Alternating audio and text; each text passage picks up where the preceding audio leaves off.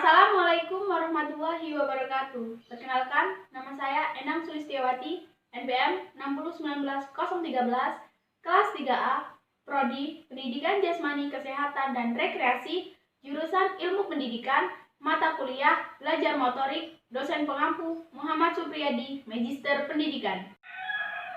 Baiklah, di sini saya akan menjelaskan tentang metode pembelajaran perkembangan anak usia dini. Perkembangan motorik anak TK.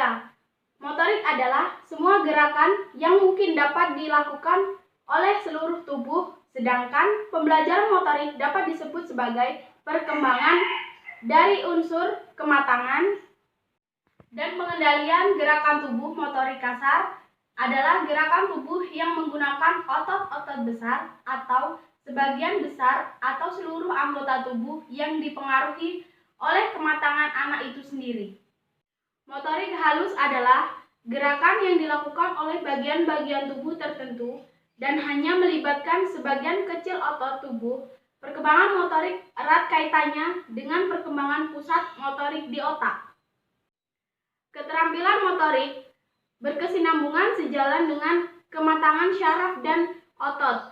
Oleh sebab itu, setiap gerakan yang dilakukan anak, sesederhana mungkin apapun, sebenarnya merupakan hasil pola interaksi yang kompleksi. Secara simultan dan berkesinambungan, otak terus mengolah informasi yang ia terima. Bersamaan dengan itu, otak bersamaan jaringan syaraf yang membentuk sistem syaraf pusat yang mencakup 5 pusat kontrol akan mendiktekan setiap gerak anak. Seorang anak yang mempunyai kematangan motorik yang baik akan mempunyai rasa percaya diri yang besar. Menurut Sheffield, menggolongkan 3 keterampilan motorik anak, yaitu 1. Keterampilan lokomotorik, yaitu berjalan, berlari, meloncat, meluncur. Yang kedua, keterampilan non-lokomotorik, menggerakkan bagian tubuh dengan anak diam di tempat seperti mengangkat, mendorong, berayun, menarik, dan lain-lain. Yang ketiga adalah keterampilan memproyeksi dan menerima atau menangkap benda, yaitu melempar dan menangkap.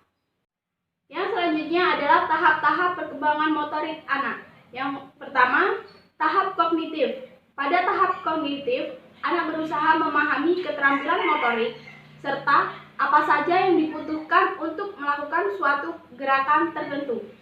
Yang kedua adalah tahap asosiatif. Pada tahap asosiatif, anak banyak belajar dengan cara coba-coba, kemudian meralat olahan pada penemuan atau gerakan akan dikoreksi agar tidak melakukan kesalahan kembali di masa yang akan datang.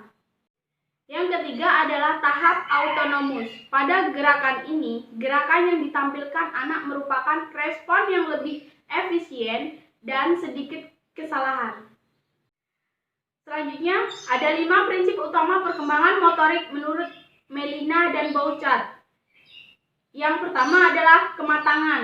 Kematangan anak merupakan gerakan motorik sangat ditentukan oleh kematangan saraf yang mengatur gerak tersebut. Yang kedua adalah urutan. Urutan dibagi menjadi 2. Yang pertama, urutan pertama disebut perbedaan yang mencakup perkembangan secara perlahan dari gerakan motorik kasar yang belum terarah yang ke gerakan yang lebih terarah sesuai dengan fungsi gerakan motorik. Yang kedua, urutan kedua adalah keterpaduan, yaitu kemampuan dalam menggabungkan motorik yang saling berlawanan dalam koordinasi gerak yang baik. Yang ketiga adalah motivasi. Kematangan motorik memotivasi anak untuk melakukan aktivitas motorik dalam ruang lingkup yang luas. Yang keempat adalah pengalaman. Latihan dan pendidikan gerak pada anak usia dini lebih ditunjukkan bagi penggayaan gerak, pemberian pengalaman yang membuktikan rasa senang dalam suasana riang gembira anak. Yang kelima adalah praktik. Beberapa kebutuhan anak usia dini yang berkaitan dengan pengembangan motoriknya perlu dipraktikkan anak dengan pembimbingan guru. Baiklah, demikianlah tadi penjelasan dari saya. Kurang dan lebihnya saya mohon maaf. Saya akhiri. Wassalamualaikum warahmatullahi wabarakatuh. PJKR Jaya.